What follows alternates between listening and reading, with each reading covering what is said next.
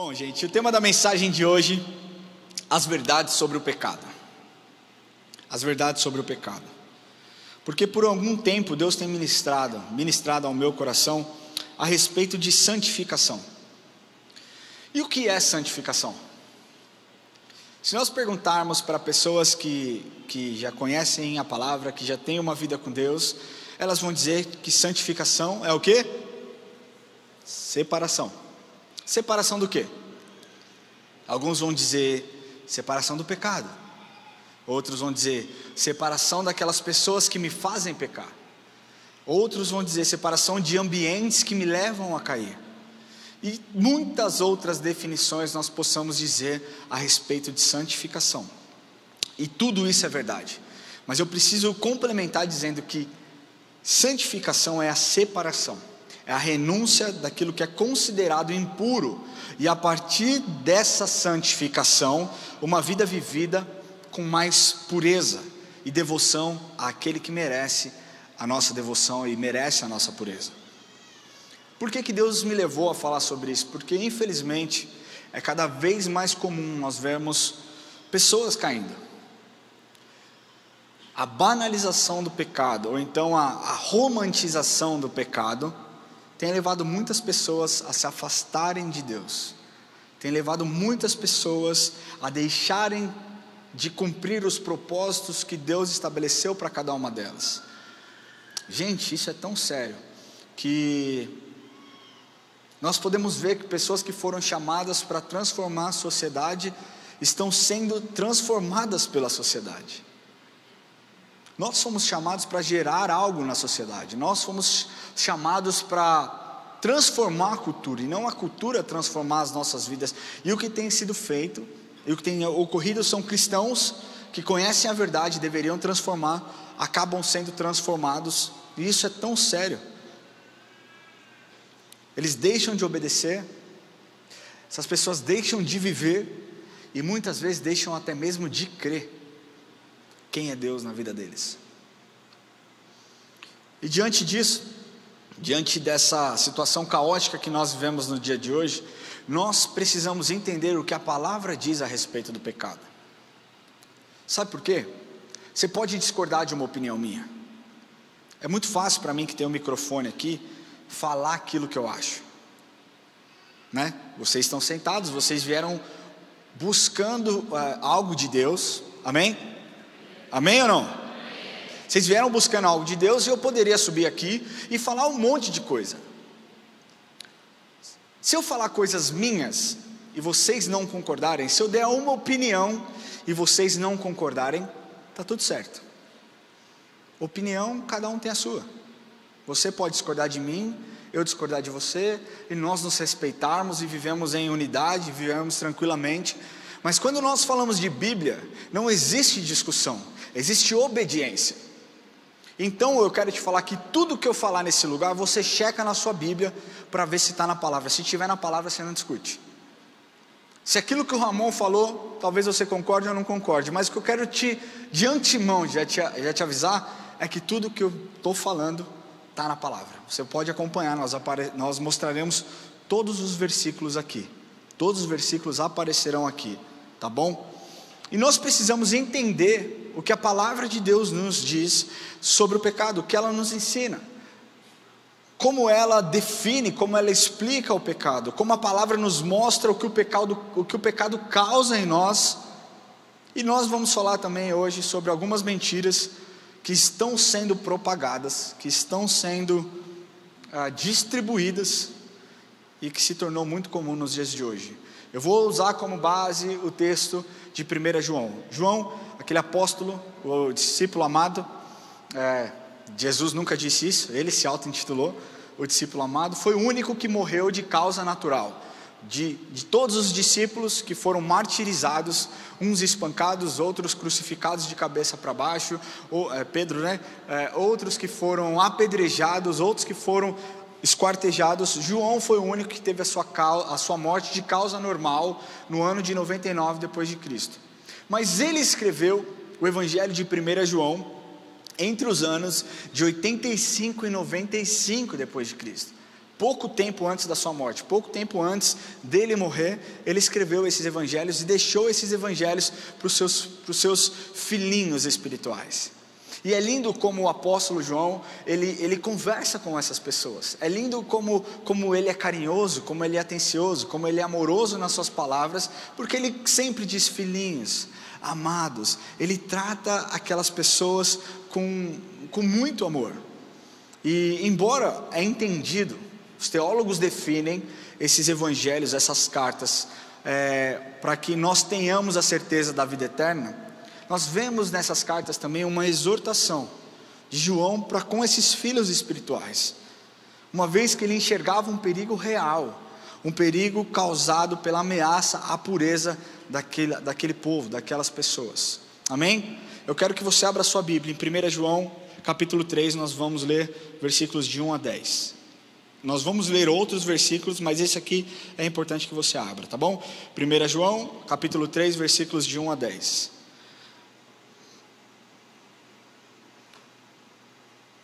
Vocês estão bem? Calma que a porrada ainda nem chegou. Tá bom? Quem abriu, diga amém. Amém. Vamos lá então.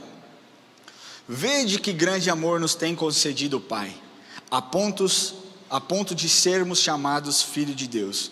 E de fato somos filhos de Deus. Por essa razão, o mundo não nos conhece, porquanto não conheceu a Ele mesmo. Amados, agora somos filhos de Deus, e ainda não se manifestou o que haveremos de ser. Sabemos que quando Ele se manifestar, seremos semelhantes a Ele, porque haveremos de vê-lo como Ele é. E assim mesmo se purifica todo o que nele tem esta esperança, assim como Ele é puro. Todo aquele que pratica o pecado também transgride a lei, porque o pecado é a transgressão da lei. Sabeis também que Ele se manifestou para tirar os pecados, e nele não existe pecado. Todo aquele que permanece nele não vive pecando.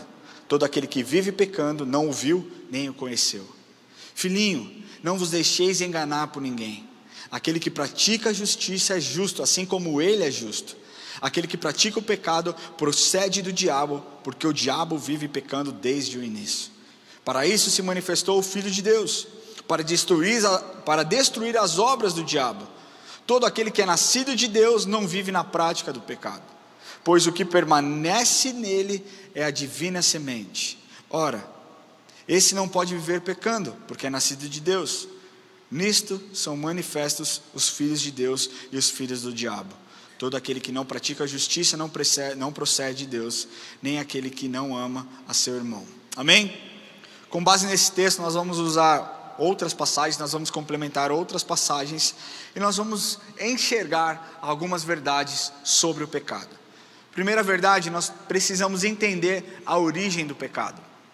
No versículo 8a, naquela divisão, diz assim: aquele que pratica o pecado procede do diabo, porque o diabo vive pecando desde o princípio. O que nós precisamos entender e compreender é que o pecado ele não é somente um ato ou uma condição humana. Envolve muito mais do que isso. Tem por seu originador um tipo de Deus supremo maligno, um Deus supremo da maldade.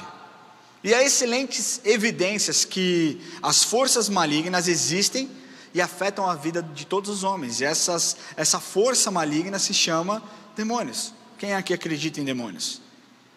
Quem não acredita em demônios? Está tudo bem, amém, glória a Deus. Obrigado que você foi brabo aí, é isso aí, irmão. O que nós sabemos e o que a Bíblia nos mostra é que existem inúmeros relatos onde as forças espirituais do bem lutam contra as forças espirituais do mal, assim como Deus luta contra Satanás, assim como a carne luta contra o espírito. Nós vemos isso. E a palavra nos apresenta Satanás como um gênio depravado com poder e maldade. E eu quero que você saiba que não existe nenhum bem nele. Não existe nada de bom pode vir dele. Nada daquilo que ele produz pode ser prazeroso, pode ser seguro, pode ser legal. E um comentarista bíblico, que eu não achei o nome, ele disse a seguinte frase. Ele diz assim: uma das maiores fantasias da nossa era é a ilusão de que o mal não tem raiz metafísica, ou seja, que o mal não tem ligação espiritual. Os enganadores nos dizem que o mal é apenas uma excrescência da evolução ou um subproduto cultural, que é o resultado de sistemas econômicos, conforme diz o comunismo, ou de educação insuficiente. Os enganadores dizem que o mal é a imaturidade psicológica ou o desequilíbrio psicológico, ou o desequilíbrio biológico que resulta do fracasso em aplicar um método científico, ou que é simplesmente invenção dos sacerdotes. A história recente tem desmascarado em partes a superficialidade de todo esse pensamento positivista. Seja como for, a resposta é dada através das palavras nas epístolas. O pecado é do diabo desde o princípio.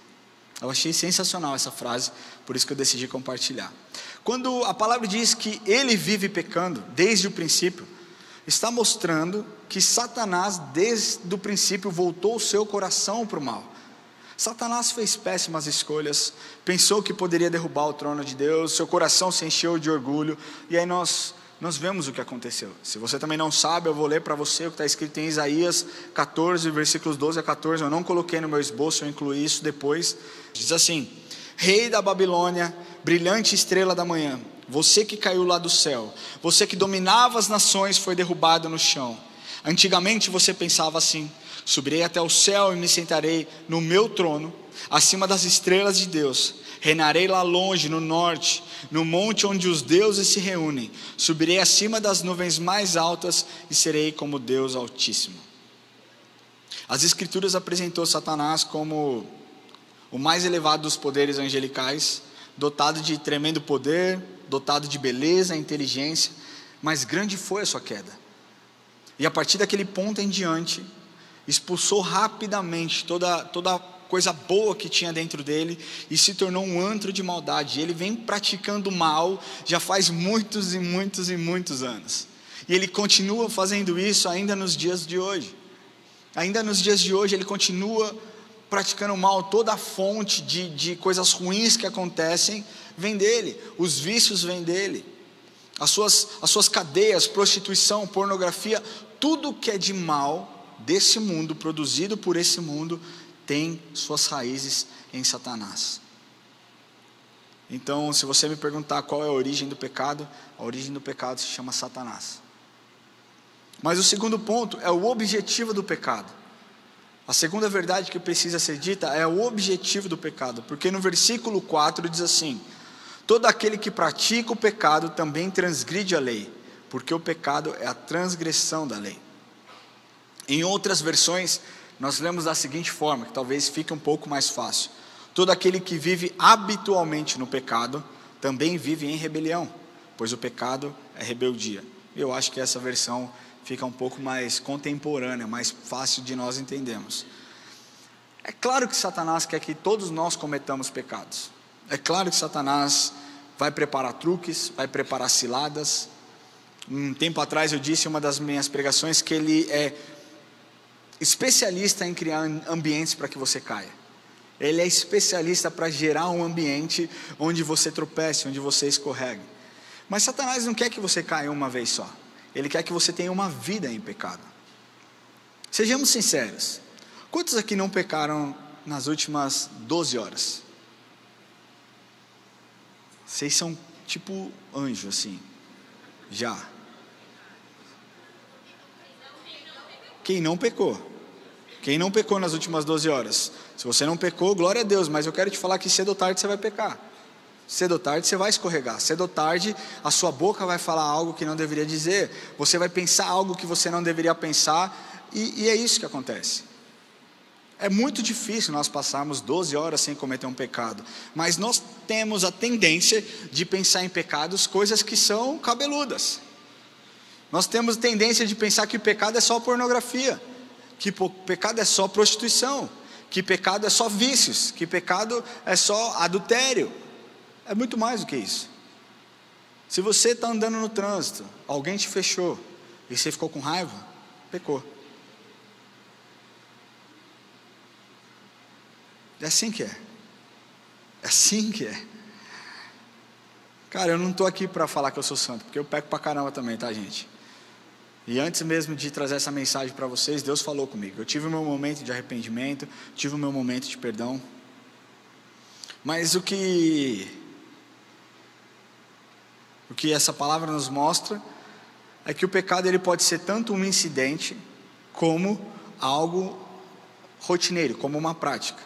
O incidente é aquele pecado que você comete sem querer, ou às vezes querendo, mas é totalmente diferente de uma prática de pecado, de algo que você cultive, algo que você pratica constantemente. O que nós podemos ver nesse texto é que essa frase ela está no particípio presente, e embora alguns professores de português não reconheçam essa classificação, esse tempo verbal no português, ela é genuína, por exemplo, no grego, como por exemplo no alemão, existe esse tempo verbal, né? E que resulta em aquele que está pecando, a prática do pecado, o cotidiano. Embora todos nós sejamos pecadores, e não exista nenhum inocente, porque olha o que está dizendo 1 João 1,8: se dissermos que não temos pecado nenhum, a nós mesmos nos enganamos, e a verdade não está em nós. Essa passagem ela nos mostra que ninguém está isento do pecado, nem no passado e nem no presente. Até mesmo os mais crentes pecam, até mesmo os mais santos pecam, até mesmo aqueles que parecem mais firmes com Deus têm os seus deslizes, têm os seus pensamentos às vezes impuros, têm a raiva no coração, cometem pecado. O que nós precisamos buscar é não nos tornarmos escravos do pecado. Amém? Não deixar com que o pecado se torne rotineiro em nossas vidas. O real objetivo do pecado é que nós nos distanciemos cada vez mais de Deus. Porque a palavra diz que o pecado do salário é o quê?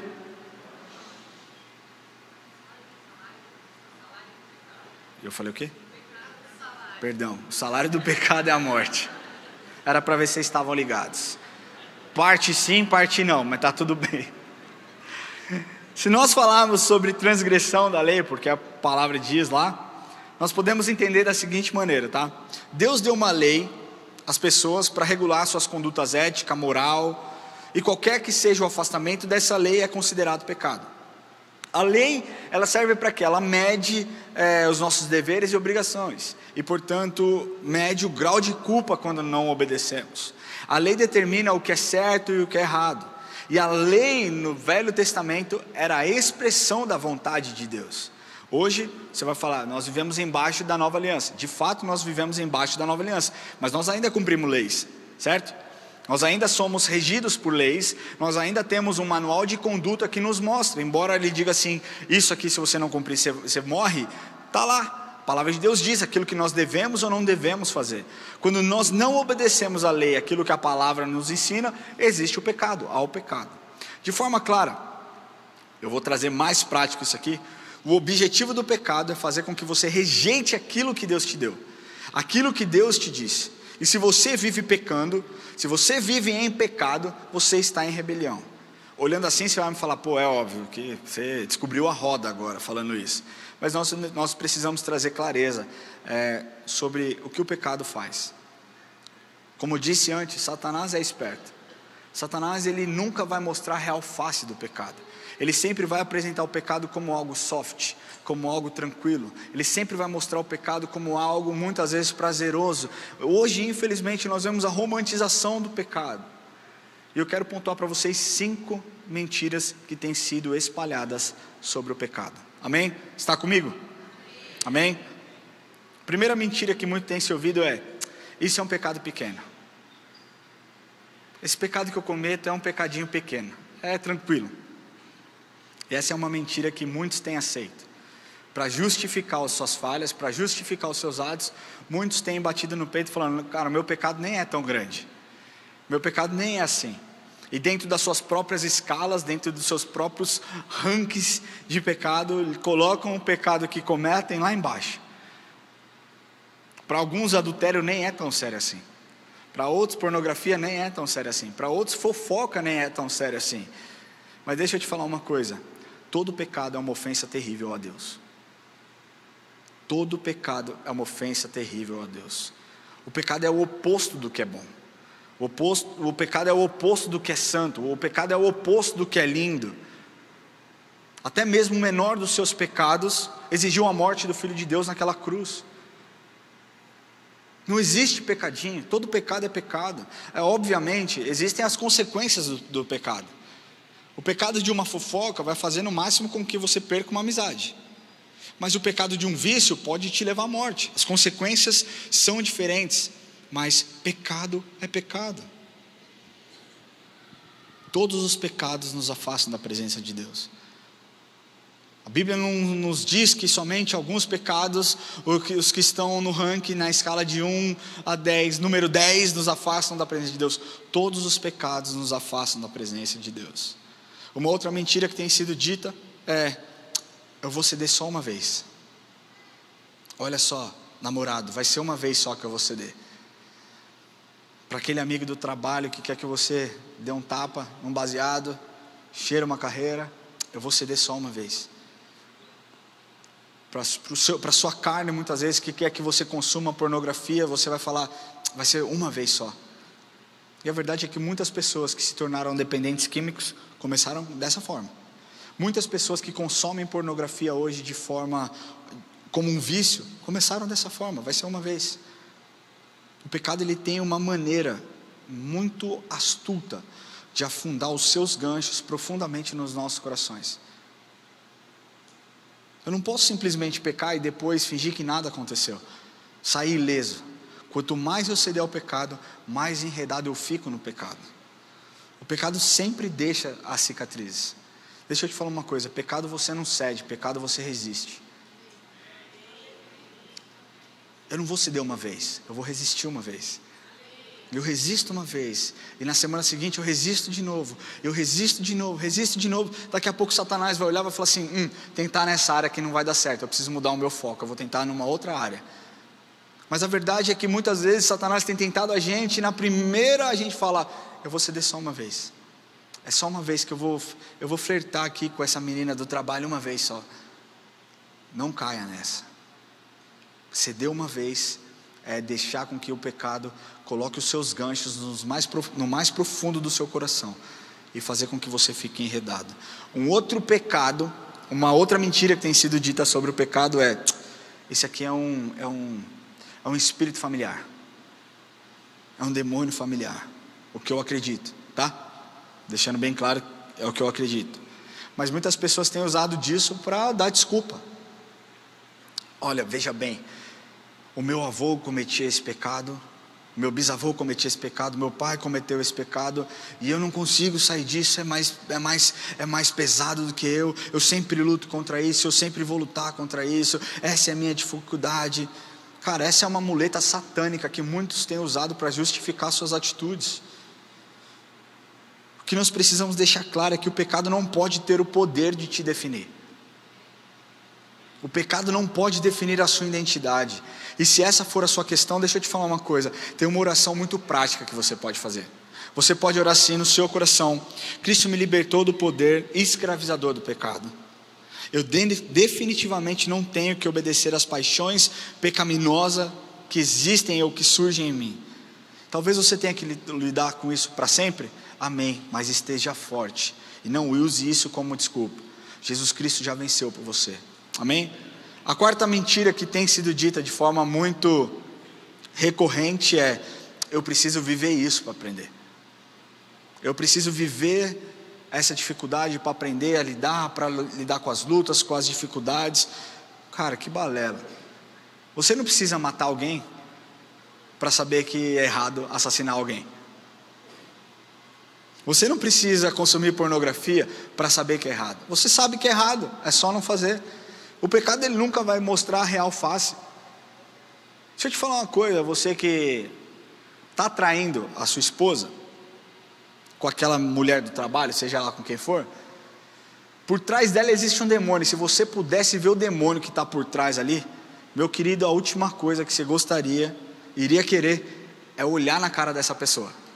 A mesma coisa para as mulheres. Estou fazendo personal lá, meu marido está barrigudo, meu personal está saradão. Se você pudesse ver o que está por trás, você nunca mais ia querer olhar na cara dele. Satanás nunca vai mostrar.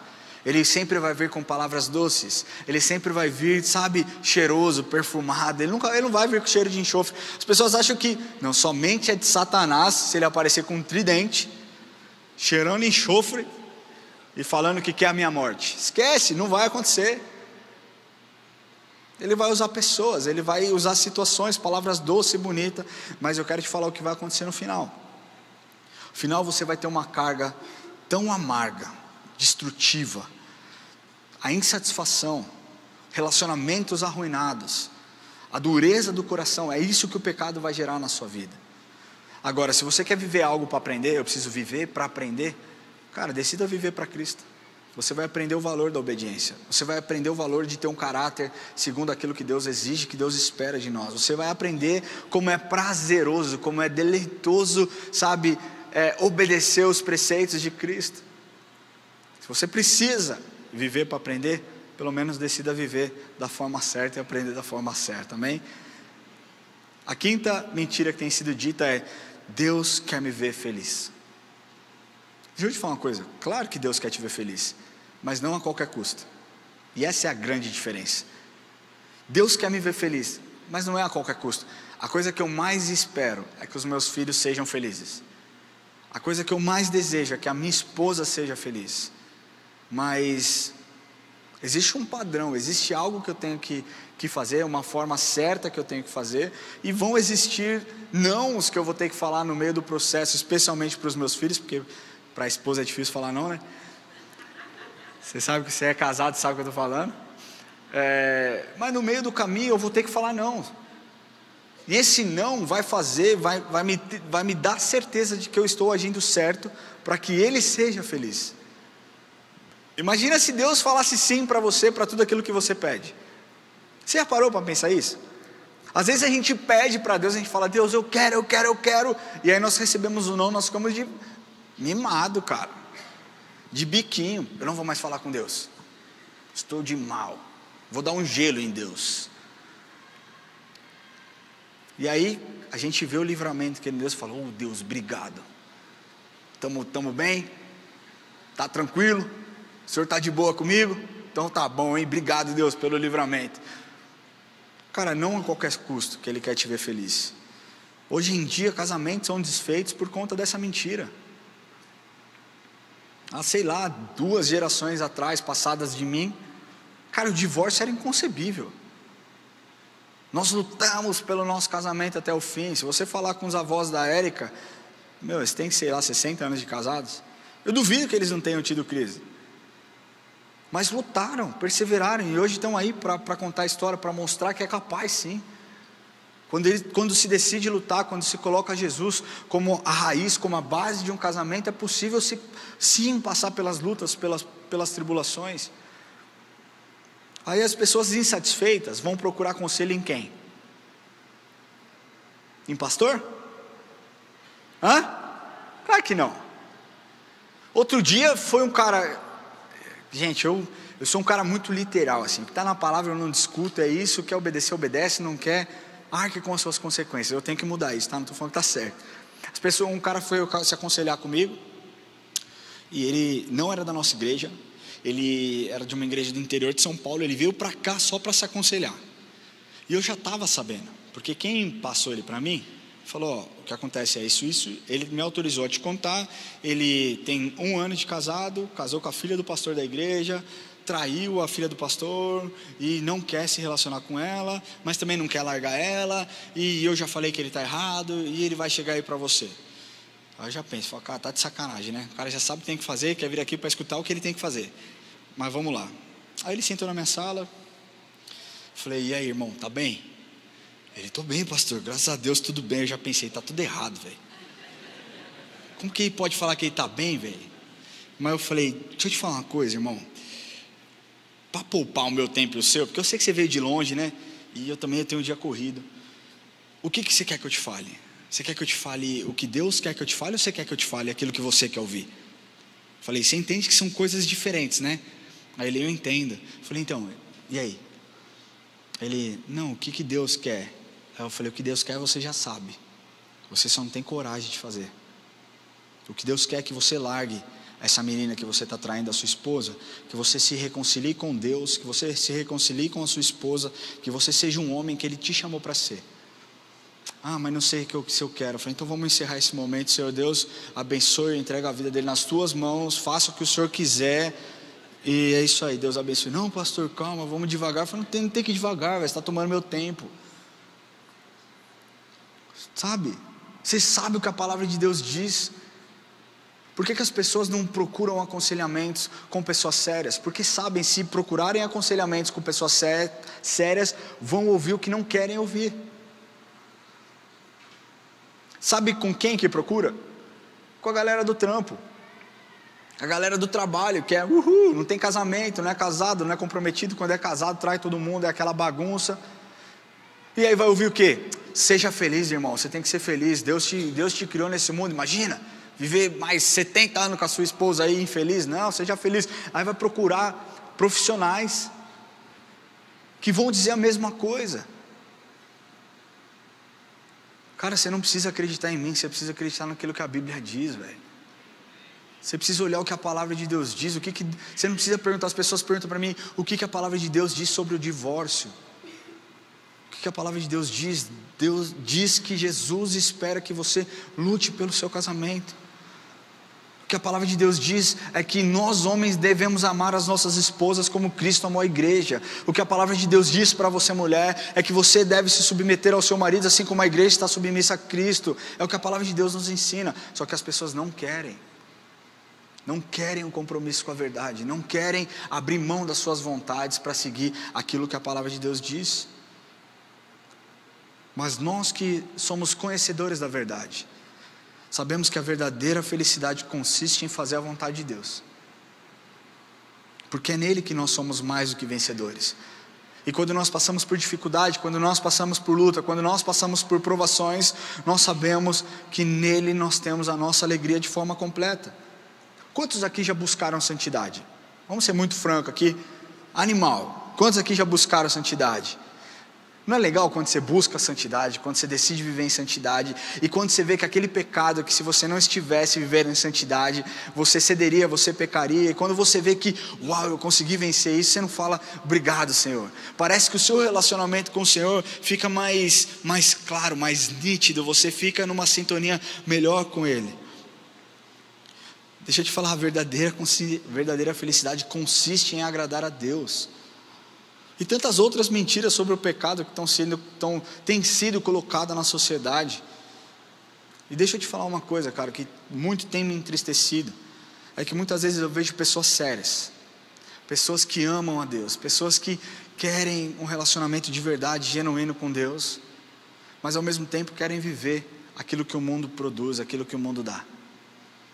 Eu quero ter uma vida com Deus, eu quero buscar Deus, eu venho no domingo, eu sou sério, eu sirvo na igreja, mas ao mesmo tempo o mundo é tão legal, o rolê é tão legal, e aí faz o que o mundo faz, pega todo mundo, é aquela bagunça, é Sodoma e Gomorra escancarado, bebe pra caramba, dança músicas horríveis. Deixa eu te falar uma coisa, nós precisamos decidir, porque é impossível nós agradarmos a Deus e vivemos como o mundo quer que nós vivamos. É duro de ouvir, mas é a realidade. É impossível você ter uma vida com Deus, uma vida de santidade, de separação, e viver exatamente da forma como seus amigos do trabalho ou de qualquer lugar faz. Cara, ou você é um crente, ou é melhor você não brincar de ser. Porque a palavra de Deus diz que aos mornos ele faria o quê? Vomitaria. Sabe quem que é o morno? É o cara que fica em cima do muro. Eu quero ou não quero, eu quero ou não quero. Cristianismo é compromisso, meu amigo. Você quer viver o cristianismo? Você vai ter que abdicar das suas vontades.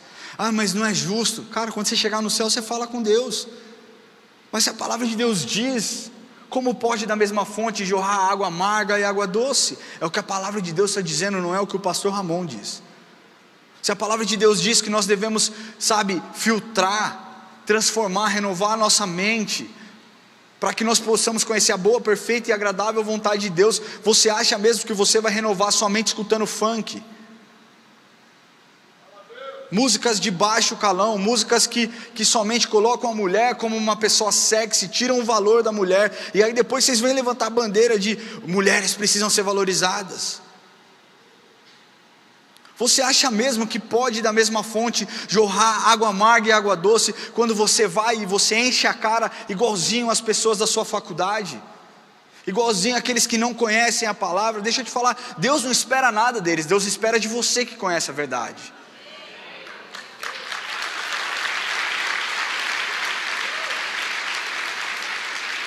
A gente precisa levar as coisas de Deus mais a sério, porque nós somos exemplos. A partir do momento que você entregou a sua vida para Jesus, que você colocou os seus joelhos no chão, que você falou: Senhor Jesus, eu entrego o meu coração, faça de mim o que o Senhor quiser, você tem algo a cumprir nesse lugar. E todo lugar onde você pisar é uma oportunidade de você transformar o ambiente, e não ser transformado pelo ambiente. Qual é, gente? Cara, o sacrifício de Jesus na cruz, o que a gente tem feito com esse sacrifício? O véu rasgado para que nós pudéssemos ter acesso, e nós dificultando o nosso relacionamento com Cristo, para que nós possamos ceder às nossas vontades e tentações. Não é assim que funciona, e nunca vai funcionar dessa forma. Não tem como você viver como o mundo e agradar a Deus. Você precisa descer do muro e arcar com as suas consequências, seja de um lado ou seja de um outro. É do lado de Cristo, então abdique da sua vontade, abdique daquilo que você cresceu ouvindo. Eu cresci ouvindo samba, e sertanejo, mas sertanejo bom, não. Mas eu cresci ouvindo, cara. Minha família era do interior, lá de Americana. Cresci ouvindo, mas não dá mais para ouvir. Eu adorava Zeca Pagodinho, não dá para ouvir, cara. Não dá para ouvir. Não dá para no meu coração ser ministrado, eu aqui cantando Yeshua, Yeshua, e daqui a pouco Zeca Pagodinho cantando um pagode que está evocando o demônio lá. Calma aí, cara. Não é verdade? Ô gente, eu era da época que escutava Soueto. Vocês nem sabem o que é isso, que loucura. Cara, a metade, quem mais? Alana estamos juntos. Hã? Livramento, eu curtia, escrevia várias cartas. A Erika não conhecia pagode. Vou contar uma parada para vocês. Eu escrevia várias cartas de letra de Exalta Samba para ela. Eu acho que ela pensava: uau, como ele é romântico. Estava aqui, ó, deitando lá. Aí quando eu me converti dificultou, porque como que eu ia escrever Yeshua na carta? Tipo, né? Ficou mais difícil, mas nós precisamos arcar com as nossas decisões. E se você quer descer de um muro para um lado onde você vai ceder às suas vontades, quando você estiver em apuro, não adianta querer: oh Deus, vem aqui me livrar, por que esse mal está acontecendo comigo, porque eu estou com AIDS, porque minha vida está assim, porque minha vida está ao caos. Porque você decidiu desobedecer, porque você decidiu não comprar aquilo que você deveria ter comprado. Nós precisamos falar de forma clara contra o pecado, e mais do que isso, nós precisamos viver com santidade. Não adianta nós falarmos aqui na igreja, muito tem se falado sobre aceitação. Não adianta nós só falarmos sobre aceitação, se não falarmos sobre um arrependimento verdadeiro que gera transformação. Aceitação é importante, mas mais importante do que a aceitação é nós gerarmos nessas pessoas um sentimento de que: uau, ele me amou tanto que eu preciso ser transformado. Deixa eu te falar uma coisa, cara, eu sou pecador, velho, sou muito pecador. A minha esposa sabe os piores dos meus defeitos. Talvez você olhe e fale: cara, esse cara tem uma vida tranquila, ele tem uma vida... Só Deus e a Érica sabem muitas vezes, cara, como eu chego em casa, bravo, chateado. A Érica é a única pessoa que conhece a melhor versão do Ramon e a pior versão do Ramon. E eu louvo a Deus porque ela é uma mulher tão incrível, que tem me encorajado, que tem me empoderado, que tem me ensinado tanto. Mas eu reconheço os meus erros. Às vezes demora um pouco, mas eu reconheço. Eu aceito a exortação de Cristo e eu mudo a minha atitude.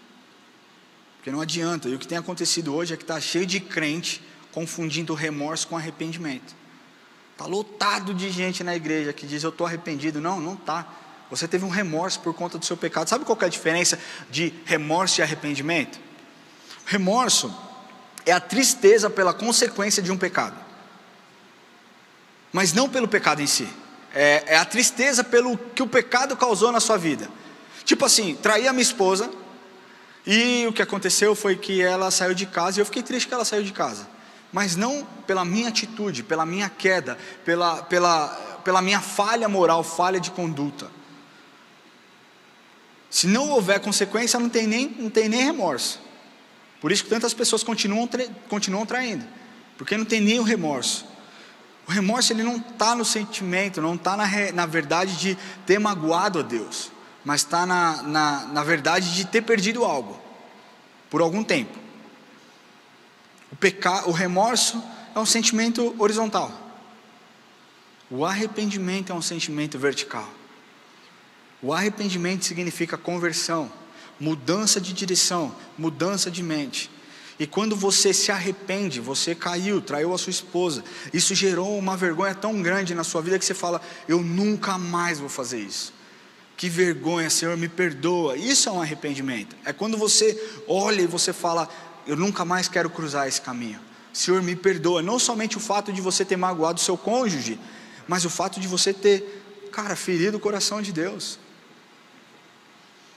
Caso você não sinta isso, esse desejo de transformação, o que você tem vivido é somente o remorso. O arrependimento é algo vertical que consequentemente impacta os sentimentos que estão na horizontal, que estão conosco caminhando dia a dia. Pecado a gente não brinca, cara. Pecado a gente tem que se posicionar. O salário do pecado é a morte. Mas eu tenho uma boa nova para você, e eu entro no meu terceiro ponto: a vitória sobre o pecado. Existe uma vitória sobre o pecado. 1 João, capítulo 1, versículos de 5 a 10. Foi o que nós lemos, mas eu quero ler para você, Aliás, não foi o que nós lemos 1 João 3, né? Mas vamos ler 1 João 1, de 5 a 10, diz assim: ora, a mensagem que da parte dele temos ouvido e vos anunciamos é esta: que Deus é luz e não há nele treva alguma. Se dissermos que mantemos comunhão com ele e andamos nas trevas, mentimos e não praticamos a verdade. Se porém andamos na luz com ele, como ele está na luz, mantemos comunhão uns com os outros, e o sangue de Jesus, seu Filho, nos purifica de todo pecado. Se dissermos que não temos pecado algum, a nós mesmos nos enganamos e a verdade não está em nós. Presta atenção nisso. Se confessarmos os nossos pecados, ele é fiel e justo para nos perdoar os pecados e nos purificar de toda injustiça. Se confessarmos os nossos pecados, ele é fiel e justo para nos perdoar os pecados e nos purificar de toda injustiça. 1 João 3,5 diz assim: sabei também que ele se manifestou para tirar os pecados, e nele não existe pecado. Existe uma vitória sobre o pecado, e essa vitória se chama Jesus. A vitória sobre o pecado se chama Jesus. Toda vez que você peca, toda vez que você pecar, todas as noites que você colocar o seu joelho no chão para orar, e você confessar o seu pecado, e você pedir perdão genuinamente para Deus, você fala: Senhor, olha o meu coração, eu estou aqui, eu estou podre, eu estou desse jeito. Ele te purifica, ele te perdoa. Ele faz com que você tenha vitória, ele faz com que você tenha uma nova história reescrita, ele apaga os seus pecados. Salomão, que foi o mais sábio que já existiu, ele disse: o que confessa as suas transgressões alcança a misericórdia. Se eu tiver um peixe bem podre, e eu enrolar esse peixe num jornal, com várias camadas de jornal, você não vai conseguir sentir o cheiro. Muitas vezes é isso que nós estamos fazendo. Nós estamos pegando o nosso pecado, colocando várias camadas de jornal, várias camadas de papel, cobrindo, porque é muito fedido para eu mostrar para Deus. Deus não merece que eu mostre para Ele a sujeira do meu pecado. Eu reconheço o sacrifício na cruz, eu sei o que Ele fez, mas eu não quero mostrar, eu não quero me expor. Mas o que eu quero te falar é que se você abrir, tirar as camadas e mostrar o que é verdadeiro, e falar: Senhor, eu não quero mais carregar esse peixe comigo. Sabe o que Ele vai fazer? Ele vai pegar esse peixe fedido que você tem aí, vai jogar fora e vai falar: isso daqui nunca mais te pertence. Existe uma vitória sobre o pecado. Confessar os nossos pecados, nos arrepender, nos torna mais forte para deixar para trás aquilo que aconteceu. O projeto de Deus, família, não é somente te levar para o céu. Isso é incrível, mas se você confessar o seu coração para Jesus, a sua salvação está aí, cara. Alguns acreditam que não é assim que funciona, outras linhas teológicas acreditam que uma vez salvo, sempre salvo. Mas a verdade é essa: se você confessa, se você pedir para que Jesus entre no seu coração, Ele vai entrar e você tem a sua salvação. Mas Ele quer mais do que isso.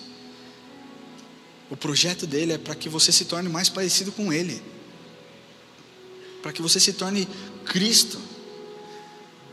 Você não consegue vencer, mas Ele venceu.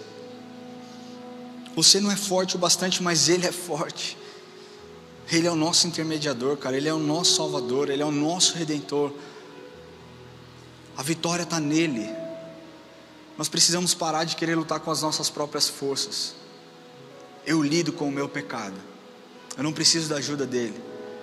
Quero te falar que você precisa da ajuda dele em si. Satanás é inteligente, ele é poderoso, muito mais forte do que você. Mas quando Cristo está do seu lado, quando Cristo está no barco, meu irmão, tudo vai bem. Pode vir a tempestade que for, tudo vai bem, tudo vai acabar bem. Mesmo que você não entenda, tudo vai ficar bem. Eu quero concluir essa mensagem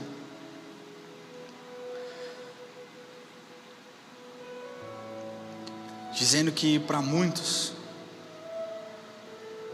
tem se tornado um caminho sem volta, o pecado. Eu tenho amigos que eram muito mais firmes do que eu, que por conta de um pecado nunca mais tiveram coragem de voltar. E não porque Jesus não perdoou, mas porque não se acham dignos do perdão de Cristo. Se você está assim, eu vou falar com você logo logo, mas eu quero que você comece a refletir. Por mais distante que você possa estar dele, é tempo de voltar, cara. Dá para você voltar. Eu contei uma ilustração um tempo atrás que talvez fique repetido se eu contar aqui de novo, mas eu conto porque talvez traga mais clareza. É a história de um homem que era um vizinho super benquisto pelos seus vizinhos, pela sua comunidade, mas em um dia de fúria ele acabou assassinando uma pessoa. E aquela pessoa que assassinou, esse vizinho tão amoroso que cometeu esse assassínio, ficou tão amargurado, ficou tão triste, porque ele sabia que aquele não era ele. E ele foi preso e ele foi condenado à prisão, à morte, cadeira elétrica, né? Pena de morte. E a história conta que a população que eu conhecia foi conversar com o juiz.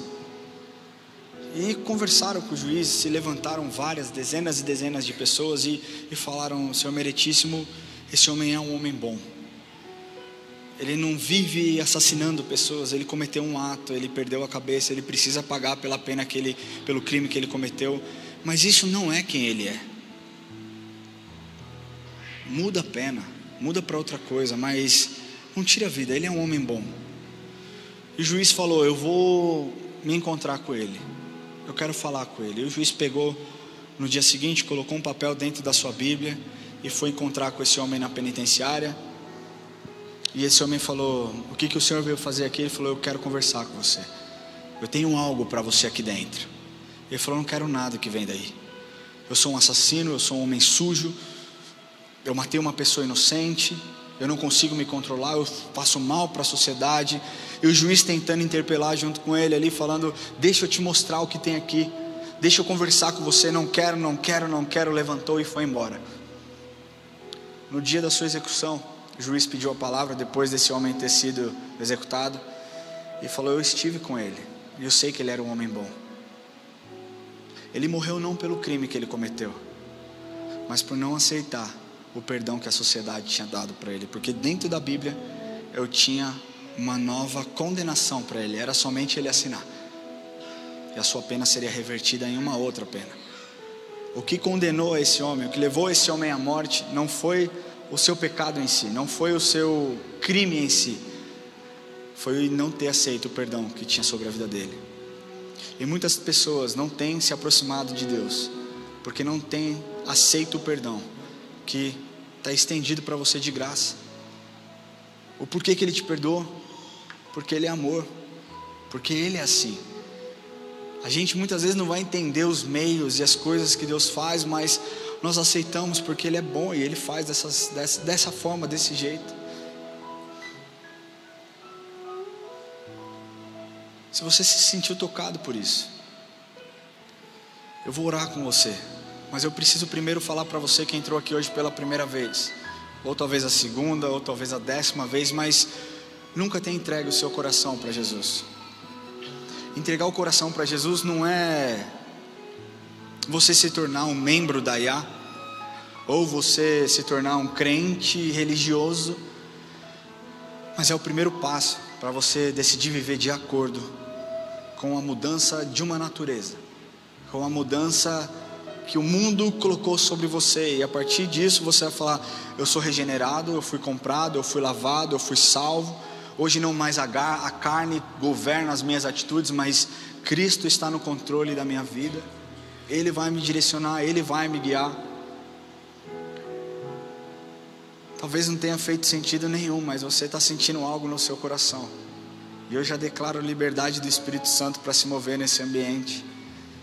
Mas eu quero que a igreja feche os olhos, e se você deseja entregar a sua vida para Jesus, para que Ele governe a sua vida, para que não mais você ceda ao pecado, para que não mais você caia nas ciladas de Satanás. Se você entendeu, cara, que quem governa o mundo, quem tem feito as maldades é Satanás, e o que ele deseja é que você se afunde, e você talvez tenha servido ele durante muito tempo, cometendo maldade, atrocidades, e hoje você está aqui falando: Senhor, o que eu tenho vivido está errado, eu quero mudar, eu quero entregar o meu coração para Jesus, eu quero que o Senhor escreva uma nova história.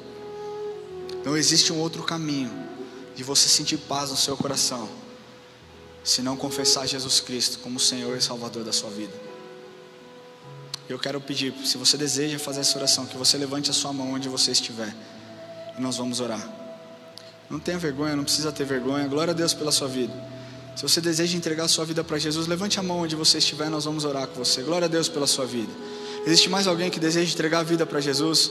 Não tenha vergonha, levante a sua mão, fica com a sua mão bem alta para que nós possamos te ver. Glória a Deus por essa família, glória a Deus. Existe alguém desse lado? Gente, isso aqui não é um leilão, quem dá mais, quem vem mais, mas é uma oportunidade única de você, cara, ter a sua vida transformada de cabeça para baixo, porque Ele está nesse lugar e Ele se importa com você.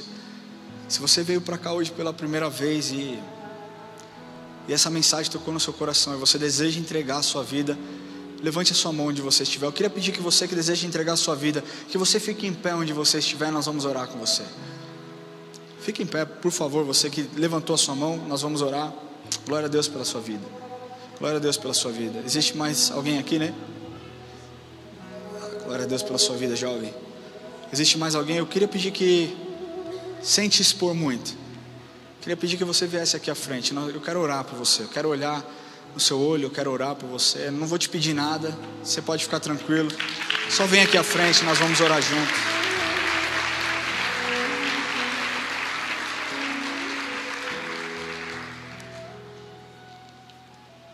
Pode vir aqui à frente, por favor. Se você está sentindo ardendo no seu coração e talvez esteja sem coragem de vir, pede para alguém, cara, que te trouxe. Fala assim: me leva lá, me ajuda. Eu tenho dito que uma das maiores mentiras que Satanás tem propagado é que eu posso tomar essa decisão amanhã tem tempo, amanhã vai dar certo, eu faço isso outro dia, hoje eu estou com vergonha, hoje eu não quero. Não faça isso não, cara. A palavra de Deus diz: entrega o teu caminho ao Senhor, confia nele e o mais ele fará. Ele quer transformar a sua vida. Eu queria pedir para vocês, corajosos, que optaram por entregar o coração para Cristo, que você coloque a mão no seu coração onde você estiver. Eu queria pedir para que nós, líderes, que você líder que está aqui, que você possa tocar na vida deles, que você possa ministrar na vida deles, os pastores que estão na casa, se vocês puderem abraçá-los, se vocês puderem tocar na vida deles. Repita comigo essa oração, diga assim: Senhor Jesus, hoje eu entrego a minha vida em tuas mãos. Eu confesso que o Senhor é o meu Senhor e o meu Salvador. Eu declaro, Jesus, que a partir de hoje o meu coração é seu.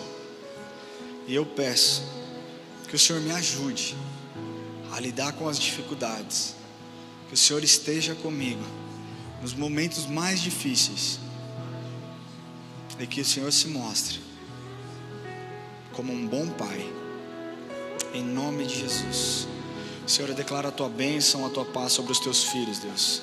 Declaro o teu amor sobre a vida deles. Declaro, Senhor, um novo tempo, um tempo de alegria, um tempo de renovo. Declaro, Senhor, que nenhuma seta de Satanás que foi lançada sobre eles, declarando, Senhor, que eles não são capazes, que eles não são bons para o Senhor. Deus, nós quebramos em nome de Jesus. Nós sabemos que a tua palavra diz que quando nós estamos em Cristo, criaturas novas nós somos, que as coisas velhas ficaram no passado e tudo novo se fez. Deus, eu quero pedir que o Senhor reescreva a história, que o Senhor apague o passado, que o Senhor limpe da mente deles, Deus, toda a experiência negativa que eles tiveram, e que eles saibam que hoje, a partir de hoje, o teu Espírito habita neles, que eles contigo são mais do que vencedores, Deus, e que o Senhor os guiará nos momentos mais delicados e mais difíceis, Deus. Em nome de Jesus, essa é a minha oração. Se você fez essa oração online também, eu peço que você escaneie esse QR Code que tem na sua tela, que você entre em contato conosco e que nós possamos entender como nós podemos te servir, amém? Mas eu quero falar para você que já é um cristão. Eu quero terminar lendo essa passagem que diz, 1 João 3,9: todo aquele que é nascido de Deus não vive na prática do pecado, pois o que permanece nele é divina semente. Ora, esse não pode viver pecando porque é nascido de Deus.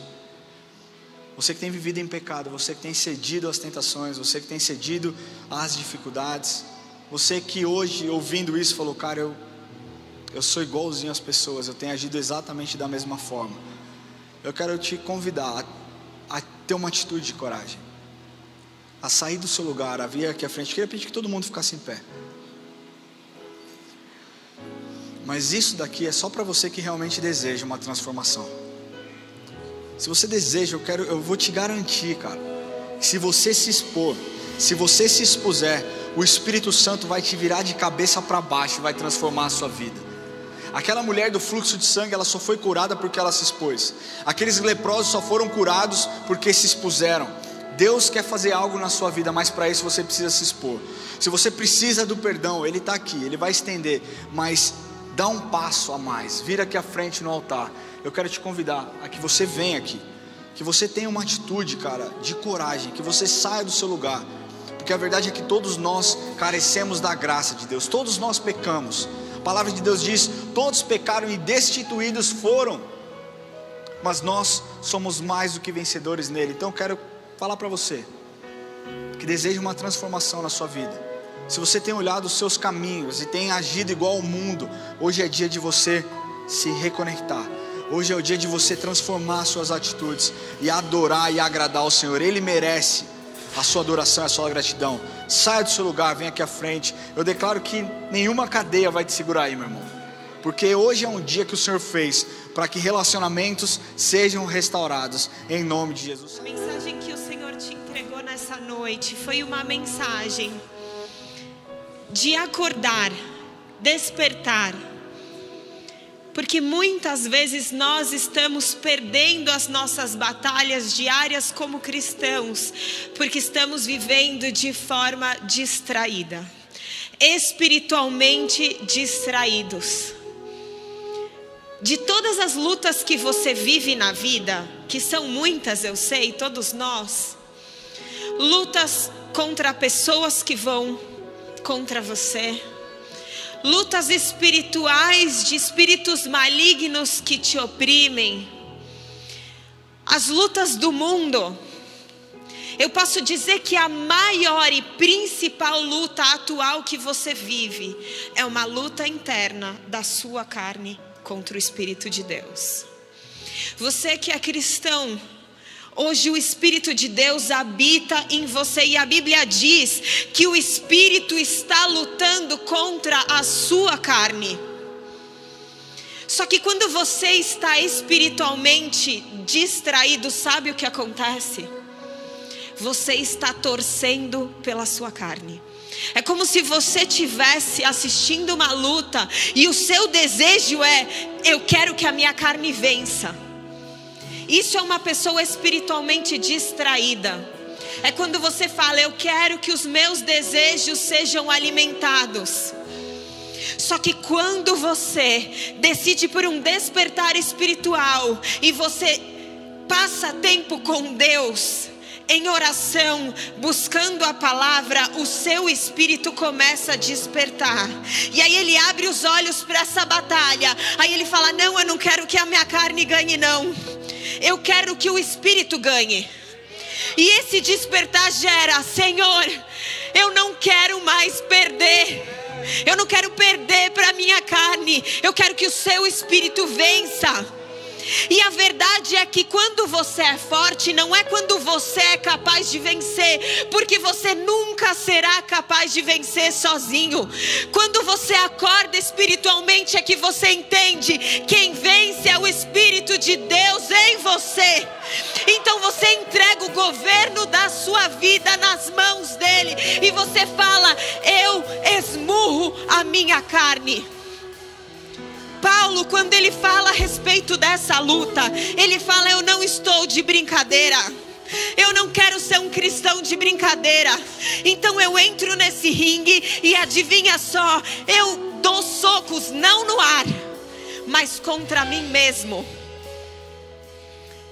O cristianismo é estar disposto a esmurrar os seus próprios desejos, porque nós não estamos de brincadeira aqui.